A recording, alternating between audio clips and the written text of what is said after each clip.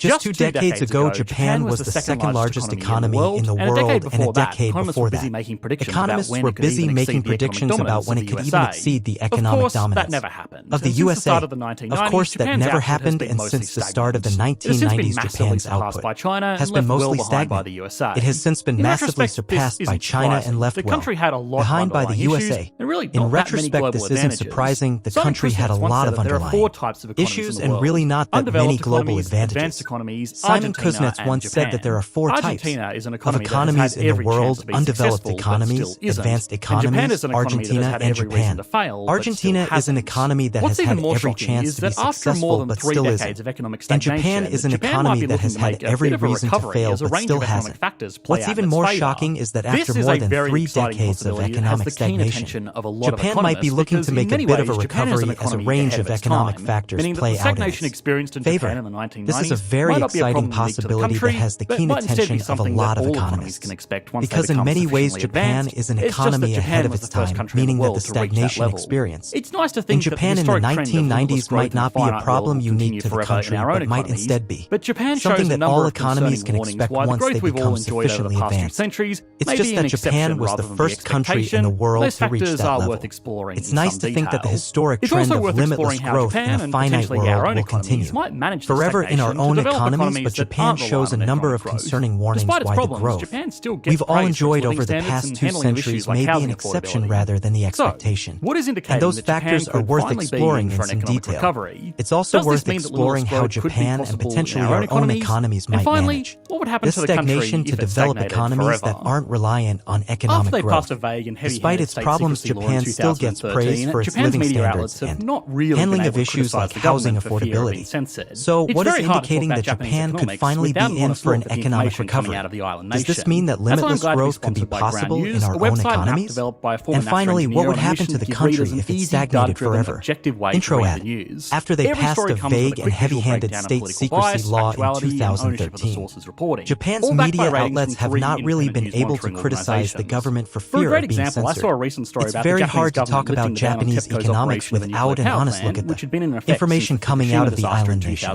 That's why I am glad to be sponsored by Ground News, a website and app developed by a former NASA engineer on a mission to give readers an easy, data-driven, objective way to read the news. Every story comes with a quick visual breakdown of political bias, factuality, and ownership of the sources reported, all backed by ratings from free independent news monitoring organizations. For a great example, I saw a recent story about the Japanese government lifting the ban on TEPCO's operation of a nuclear power plant, which had been in effect since the Fukushima disaster in 2011. Right away, I can see that 54 sources are reporting on the story. 32% lean left, while 26% lean right, and 43% of the outlets reporting on the story are owned by media conglomerates.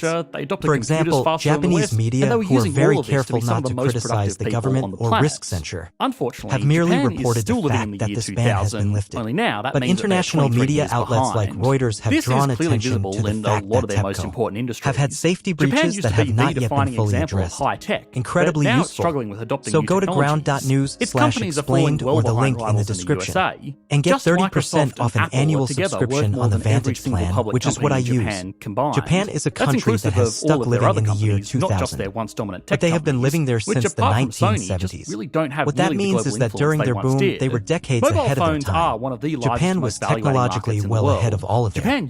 Advanced rivals, and they were producing cutting-edge gadgets and building world-class infrastructure. They adopted computers faster than the West, and they were using all of this to be some of the most productive people on the planet. Unfortunately, Japan is still living in the year 2000. Only now that means that they are 23 years behind. This is clearly visible in a lot of their most important industries. Japan used to be the defining example of high-tech, but now it is struggling with adopting new technologies. Its companies are falling well behind rivals in the USA. Just Microsoft and Apple are together worth more than every single public company in Japan combined. That's inclusive of all of their other companies, not just their once dominant tech companies, which apart from Sony just really don't have nearly the global influence they once did. Mobile phones are one of the largest and most value-adding markets in the world. Japan used to produce a massive share of the world's mobile phones, and having a phone from Japan was considered a big deal because they were normally more advanced and more valuable than regular mobile phones. Now this lucrative market is dominated by companies from the US, South Korea, and China. The decline of technological dominance has hurt the economy in more ways than just missing out on selling mobile phones as well. Within an economy, technology can also be used to make existing workers more productive.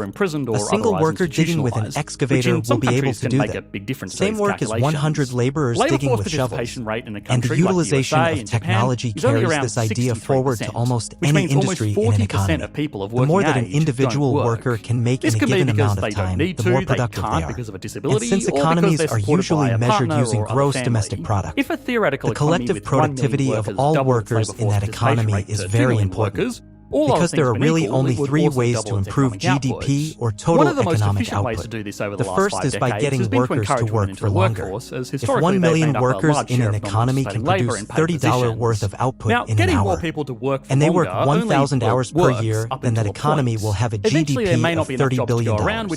If that economy instead got all of its workers to work for 2,000 hours a year, then it will have doubled its GDP to $60 billion. Another way to do the same thing is to get more people in an economy to work. This is measured using the workforce or labor force participation rate, which takes the total number of people over 16 who are working or are looking for work, and then divides it by the total number of people of working age, minus those that are imprisoned or otherwise institutionalized, which in some countries can make a big difference to these calculations.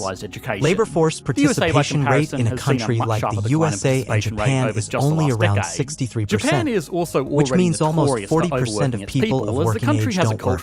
This can be because they don't need to, they can't because of a disability, or because they are supported by a partner or other family. If a theoretical economy with 1 million workers doubled its labor force participation rate to 2 million workers, all other things being equal, it would also double its economic output. One of the most efficient ways to do this over the last 5 decades has been to encourage women into the workforce, as historically they have made up a large share of non-participating labor in paid positions. Now getting more people to work for longer only, well, works up until a point. Eventually there may not be enough jobs to go around which can still produce as much value per hour as the economy expects. If Japan doubled its labor force and then doubled how many hours everyone was working in a year, it should theoretically quadruple its economic output. But what is more likely to happen is that overworked people fighting for fewer jobs end up producing something like $10 worth of value an hour. So only a very marginal improvement in total output is achieved with a policy that will probably have huge social costs. Today, Japan's labor force participation rate is down from its all-time high, but only by around 5%, and that's from a time when work in the country was a lot more basic. So it was easier to just get a job without a specialized education. The USA, by comparison, has seen a much sharper decline in participation rate over just the last decade. Japan is also already notorious for overworking its people, as the country has a culture of putting in long hours even if they are not particularly productive. It's good for impressing the bosses, but not particularly good for impressing the macroeconomists, because it's going to be impossible to get the Japanese economy to achieve growth by asking people to work more if they are already working more than almost every other country in the world. Another option for achieving economic growth is just to have more people overall. More people means more workers, and it still means proportionally the same amount of labor. Participation can be maintained if people want to stay at home to raise a family or for whatever other reason. The options for growing a population are having more children or bringing in people from abroad. Again, unfortunately, Japan sucks at both of these, partially because of how overworked everyone is. Japan has one of the lowest birth rates in the world. This problem is also past a tipping point now where a large enough share of the population is too old to have children, and they are putting more pressure on the younger generations to either directly or indirectly take care of them, as they are too old to work or look after themselves, which leaves less time and resources to raise a young family. Now, a low birth rate is not unique to Japan. Most advanced economies in the world today are not having enough children to maintain their population, but they are instead relying on migration from countries with higher birth rates, which typically tend to be poorer, to keep their population level steady or even drive controlled population growth. In a city where they could earn more, live in a nice big house, and build wealth for themselves and future generations. Or they could live in Japan, where they'll be expected to work 80 hours a week, live in a tiny home built wherever there was room, and know that most of what they work for won't make it to their children. There are very strong economic and even moral arguments that what Japan is doing is the right thing here, but for people looking out for their self-interest, it's just not a particularly enticing place. Not that it matters anyway, because Japan has historically made school migration very difficult, and even workers who are able to make it in will find it difficult to integrate into a very insular culture that is not overly fond of outsiders. So if Japan can improve its economic output through working its people harder or bringing in more workers, the last option is to increase how much its workers can make in a given hour of work. Increasing worker productivity is really the best way to increase economic output, because the other two strategies obviously have eventual limits. People can only work so many hours, and an economy can only accommodate so many people before things get worse rather than better. Now, as we explored earlier, the best way to increase worker productivity is by giving them access to better tools and technology, and that's really where Japan has failed. So the next question is, how did they lose their technological lead? Japanese companies have been identified by economists as being incredibly conservative with any kind of new processes. The only reason they developed so quickly after the Second World War was because that represented such a big shakeup that they were effectively starting from scratch, and resistance from established norms hadn't had time to work its way into new industries yet. Now industries across the country are right back to it, and leadership, which is mostly quite old, still thinks the best way to do stuff is exactly how they've been doing it since their peak in the late 1980s. Again, Japan is a country that's been living in the year 2000 since the 1970s. Ahead of their time then, but way behind it now. Japan has also had very low inflation, which means that companies have found it incredibly difficult to raise the prices of domestic products, which in turn makes it harder for them to create goods that are going to compete globally. The government of Japan has tried to fight this by basically doing what other governments around the world have been doing during COVID, only they've been doing it since the early 2000s. But even despite massive increases in the money supply, Japanese households just chose to save the money rather than consume or invest. That is looking to finally be starting to change, as countries around the world had to correct for the inflation their COVID stimulus measures caused. Japan welcomed it because it's exactly what they've been after for years. Their companies had to, in the past, make public apologies for raising the price of their product by a few yen, the equivalent of a few cents. Now they have the opportunity to raise prices to levels that made more sense, so they could make a profit by making better products rather than by cutting expenses and working their employees as hard as possible. The pandemic was just another shakeup, obviously not one nearly on the scale of the Second World War, but it did shift the status quo enough for some significant changes to take place in a country that has otherwise been very resistant to change.